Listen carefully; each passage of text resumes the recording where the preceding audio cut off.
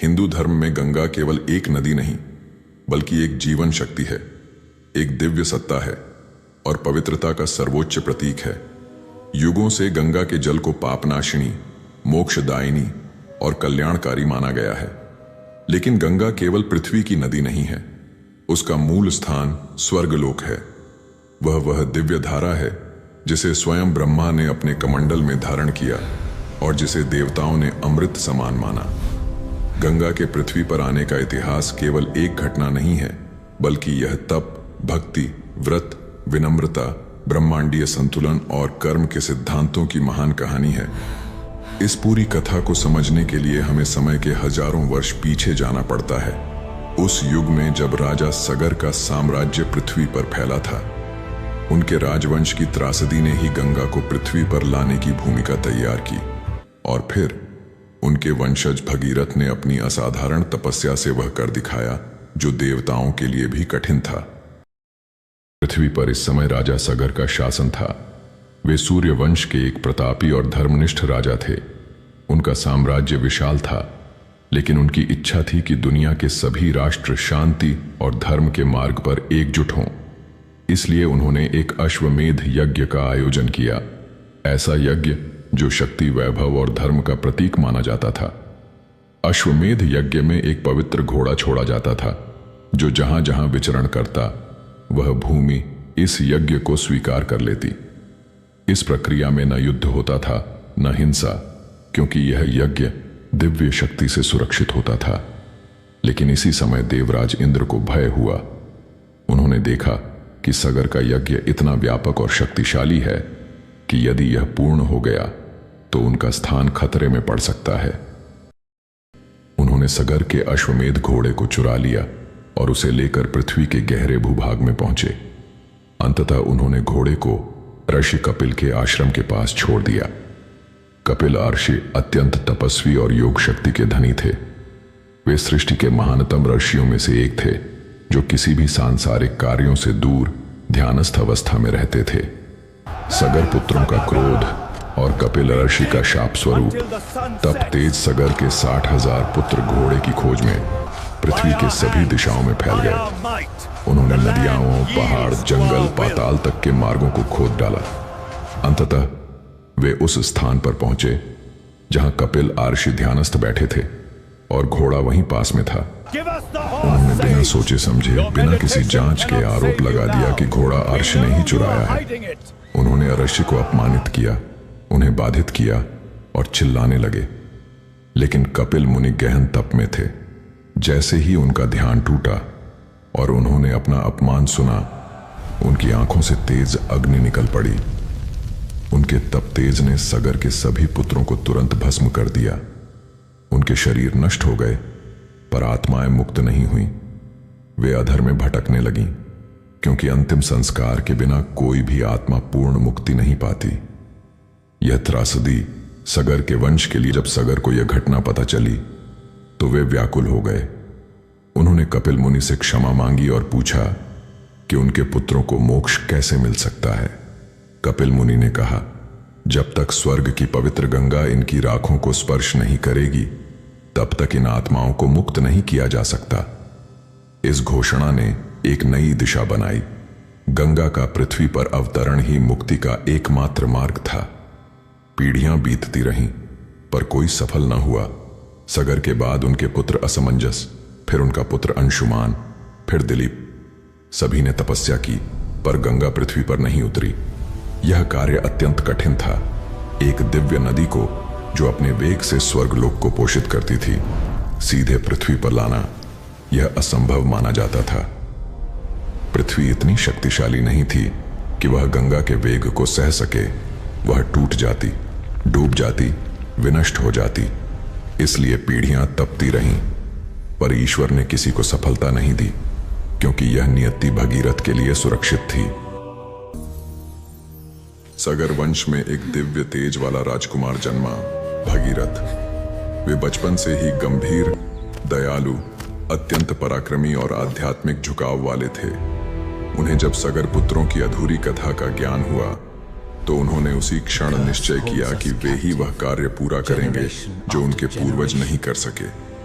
उन्होंने राज्य छोड़ दिया, राजसुख से दूर होकर कठोर तपस्या प्रारंभ की।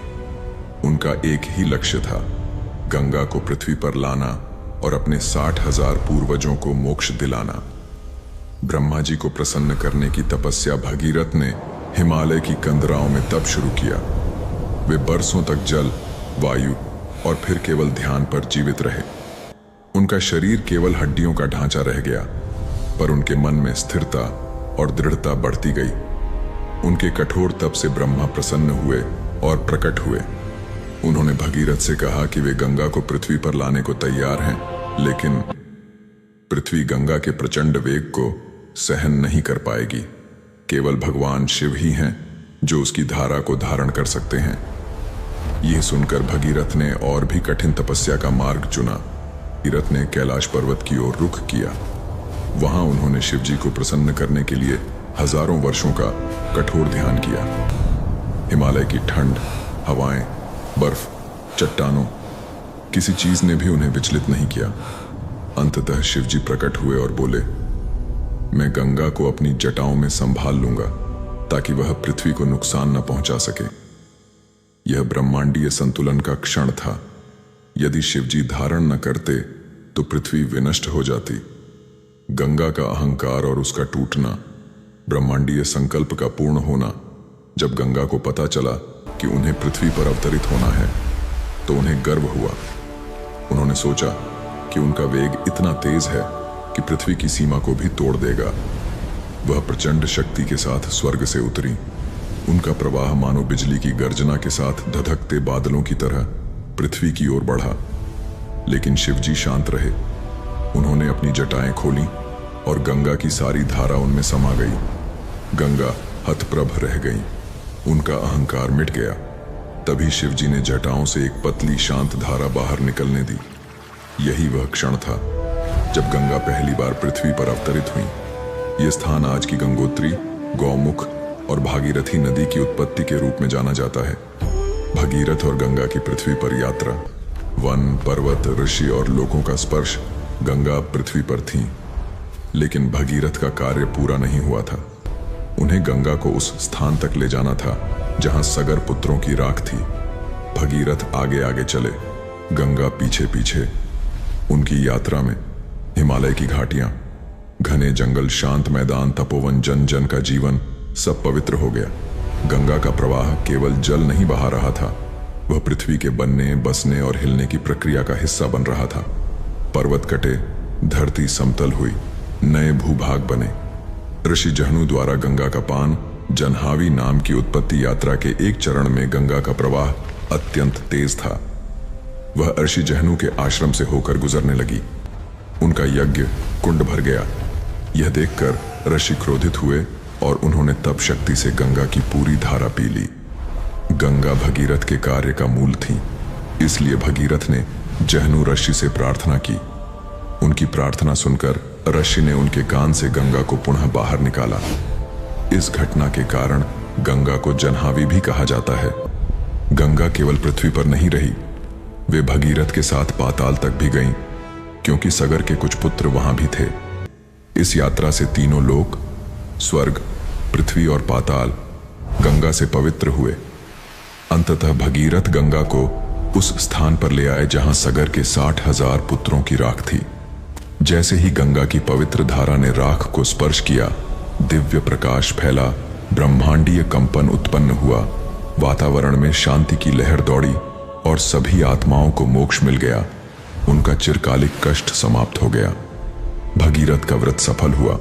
इसी कारण गंगा को भागीरथी भी कहा जाता है। गंगा के अवतरण से केवल सगर पुत्रों को ही मोक्ष नहीं मिला, पृथ्वी की पूरी सभ्यता का निर्माण शुरू हुआ। गंगा के किनारे भारत की सबसे उन्नत सभ्यताएं बसीं। आर्षि मुनियों के आश्रम बने वाराणसी, प्रयाग, हरिद्वार जैसे पवित्र नगर विकसित हुए। यज्ञ, तप, शिक्षा, संस्कृति सब फले फूले मानव जीवन को नए नियम, नई दिशा और नई आध्यात्मिकता मिली। गंगा का पृथ्वी पर आना संसार का सबसे महान आशीर्वाद माना गया। गंगा का अवतरण एक ब्रह्मांडीय घटना थी।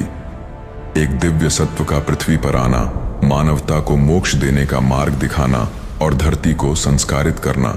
यह सब एक ही कथा में समाहित है। आज भी गंगा का पानी केवल जल नहीं है, यह आशा, श्रद्धा, आस्था, तप, भक्ति और मुक्ति का रूप है। अगर आपको यह कहानी पसंद आई तो हमारे चैनल को सब्सक्राइब करें और वीडियो को लाइक करना न भूलें। हर सप्ताह हम आपके लिए लाएंगे ऐसी ही अद्भुत और प्रेरक कथाएं। आपकी एक सब्सक्राइब और लाइक हमें और शानदार कंटेंट लाने के लिए प्रेरित करता है।